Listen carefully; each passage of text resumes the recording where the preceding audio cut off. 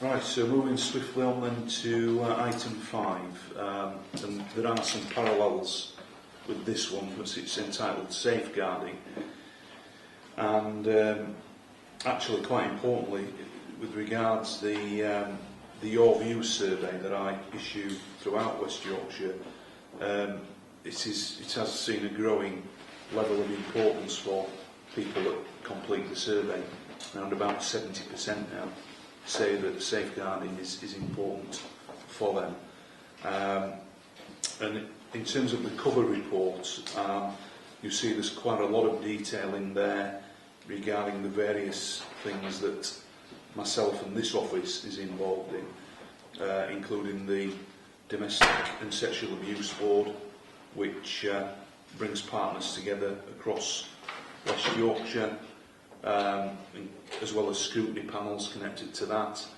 You'll be aware that I lead on the modern slavery agenda for police and crime commissioners, and indeed set up the West Yorkshire Anti-Slavery Partnership. And I've spoken at and hosted a number of events with the Home Office around modern slavery and safeguarding in recent times, and clearly doing some joint work with West Yorkshire Police as well regarding raising awareness around county lines, for example, and linking in with the days of action that have been recently undertaken as well. But also we work across the region, not just West Yorkshire, and we did host recently a Yorkshire Number Child Sex Exploitation event.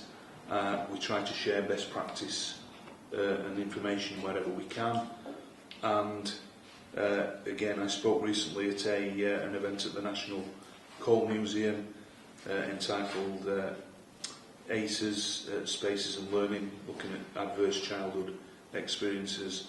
Really well attended, and you know, I got a lot actually from some of the speakers who attended on that day, and also spoke at the launch of the latest Parents Against Child Sexual Exploitation publication, who are, you know, a really good group that provide vital support for parents who find themselves in those traumatic situations. And pleased to say we jointly fund a number of their posts in some of our districts in West Yorkshire. So enough from me on the preamble. There's a lot there, but I felt I needed to touch on that, and I'll ask you to update on safeguarding. Thanks. Okay, Richard. Yeah, thank you, boss. So this report is very much an update from the one that was presented in October 2019, where we highlighted significant increases in demand across all areas of safeguarding, and also emphasised the rise in complex non-recent child sexual exploitation investigations as well. So whilst HMIC-FRS acknowledged the demand pressures placed on the force, 3 areas for improvement, AFIs were generated following conclusion of the inspection, and they are in summary. AFI 1 was the force should ensure the officers and staff have the appropriate professional skills and experience to investigate complex cases. Number 2 is the force should review its capacity and capability across the 5 district safeguarding units. And number 3, West Yorkshire Police should ensure that adequate welfare and support is available for the staff working within those units. So in response to the 3 areas for improvement, West Yorkshire Police has commissioned a safeguarding review led by Detective Chief Inspector with a wealth of experience in this area. So the review will focus on the 3 AFIs, of course, but also looking at the structures that are in place for the non-recent CSE investigations. There will be governance over the review that's been undertaken under Mrs Ankinson, who is the ACC lead for safeguarding within the force. This, of course, runs parallel to the West Yorkshire Police Victims Journey Review, which we're doing, which is a thorough, detailed whole systems review of the victim's journey from the initial point of contact all the way through. So, a summary in relation to the areas for improvement so far. I'll just go through the headline figures because they are all just there on the report. But in relation to AFI 1, we're doing a skills gap analysis of safeguarding staff. This is to ensure that we've got the right training for the people who are within those departments, which includes SCIDIP, which is Specialist Child Abuse Investigation Development Programme. And currently we've got 80 officers trained and we're focusing on more and more of those. Whilst there's been limited national accredited training, within West Yorkshire we're actually being a little bit more proactive and a bit innovative as well, and we're seeking out bespoke support to train our staff, which is from subject matter experts within the organisation and externally, and we're presenting them through different kind of venues. So AF2, we have there, obviously despite the budget and the demand increases that we have realigned significant numbers of resources into safeguarding functions over the recent years, as well as ongoing in the future. West Yorkshire Police has introduced a dedicated team tackling modern slavery and human trafficking, creating new units focusing on child sexual exploitation, which obviously you've referred to. We're obviously looking at an increase in digital media investigators and an expansion of our DFU, Digital Forensic Unit, because we know that that actually does hinder an investigation, and if we can make that quicker, that obviously reduces victims and makes our investigations much more swifter. So the force has also invested significant amounts of resource into non-recent CSE cases, including 70 police staff investigative officers. So the force has invested in dedicated civil order officers. There's 2 of those, and I actually learned about them the other day, but they offer actually a range of civil remedies, not only just for safeguarding, but also for other avenues where we could use them, where there's vulnerable people under obviously being criminal against those people. West Yorkshire Police, like all other forces, are reporting a detective vacancy gap, most notably affecting safeguarding teams. We've actually established a detective resilience group, commencing several strands of work underpinned by a robust workforce plan. And moving forward, we'd obviously seek to recruit more and more detectives. But this work conducted by this group has actually seen tangible results now. And between April 19 and December 19, we've seen an additional 68 trainee investigators recruited and 86 trainee investigators achieving accreditation, which obviously is a huge step forward and a really positive for us. And last year we saw the fast-track detective entry, and we saw cohorts of 61 and 84 within 2019, so again adds more and more resilience. So there are currently 68 trained police staff investigators providing added resilience to warranted officers in safeguarding teams. The Precepts Uplift and Successful Home Office Special Grant Bid will allow the recruitment of a further 20 PSIs onto non-recent child sexual exploitation investigations.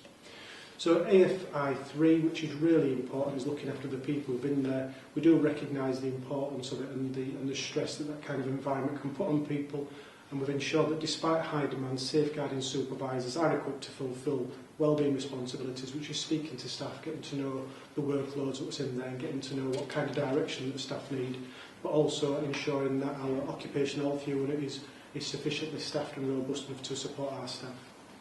We also have further work ongoing to highlight the range of support that can be offered internally and externally, such as the Oscar Kilo website and the newly released Employee Assistance Programme. And the actions that we've conducted will be used as a platform for the safeguarding review moving forward, obviously to deliver that outstanding service. Thanks. It's a positive report, and that health and wellbeing agenda and support is very important for staff and officers, definitely. Obviously, really good that the HMIC grading last time was good overall at protecting vulnerable people, and obviously note the 3 areas that you've highlighted for improvement. I guess just to follow up to that was in addition to addressing that detective shortfall, and whilst awaiting the outcome of the victim's journey work, it's what is happening now to improve the quality of the ongoing investigations. Yeah, so we're not just waiting for everything to report, but if we're going to get it right, there's those couple of different strands that are going to come together. So we've got a specific safeguarding review, which we've referred to, around how we structure, respond and deal with safeguarding issues, whether that be non-recent, ongoing, adult, child. So that's a review that we've done on a number of occasions before, and we've been very grateful for the support you provided into that through Precept Rises over the last few years to support that. So that piece of work is ongoing. We've got the investigations review, which is, the name of that is about the victim's journey, because we want to just tie it into victim care as well, victim satisfaction as well as investigations. But in the short term, there is the local policing governance board that's overseeing the very fast-track actions around what we need to do to improve investigations. There's a specific investigations goals group, a group chaired by a senior officer who's looking at every aspect of it prior to the victim's journey report coming through. We're looking through local accountability meetings of districts and departments around their outcomes, about what they're doing about investigations. And of course, we look at very specific areas, whether that be about rape or serious sexual offences, or trafficking or other elements. So there is a whole load of work ongoing, but we're just trying to put it short, medium and long term, but we want to coordinate the two big bits of safeguarding review and victims' journey and investigations, which will take us forward into where we need to redeploy resources or look for future growth in those areas, because the demand is not going away. It's still significant and still putting significant strain on investigators. Yeah, and you know, obviously aware of the reviews that are underway, and you know, clearly partnership working is crucial, isn't it? Because when we look at the wider criminal justice element of this, really important. And as you know, I do chair the local criminal justice board, but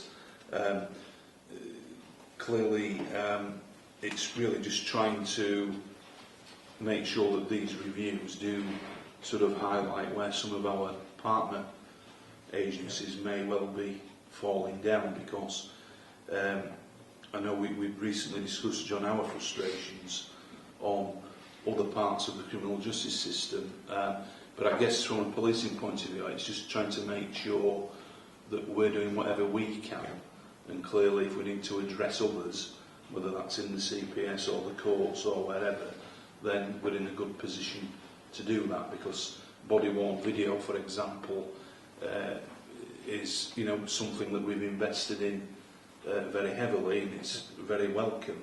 But, you know, perhaps there are still cases there where that isn't being fully utilised in an evidential setting to the extent it could be. Yeah, so I think you're right. I think there is a case progression review on the cards between police and the Crown Prosecution Service coming up, and I think West Yorkshire will be involved in that. There's the National Criminal Justice Royal Commission, which we don't know what it's in it yet, but we look very much forward to that to support policing and outcomes.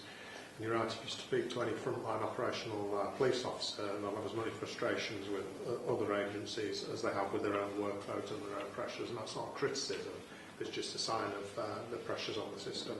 So as ever, Commissioner, it's very easy for some of the criticisms to roll down the line back to the police, but actually it's that whole system approach, because as well as delays in some of our investigations, there's also significant delays in other agencies, whether that be the CPS, the courts and probation as well. So I prefer to solve it all together rather than agencies criticising each other. Yeah, no, I agree, and I guess the point I'm trying to get out there, John, is just to, from a policing perspective, making sure that we're putting in place whatever we can, and then if others want to then challenge it as well, that's okay, but then, you know, clearly we're in a good position to challenge them if there's other parts of the system not delivering what it should be. I fully anticipate some of those reviews will come back with some need to alleviate some of the pressures on our case progression colleagues rather than just investigators and frontline staff. Okay, thanks. Just going back to AFI1 and the skills gap analysis, I just wondered if you saw any threat from the Uplift programme in terms of inhibiting the provision of specialist training. You mentioned sliding.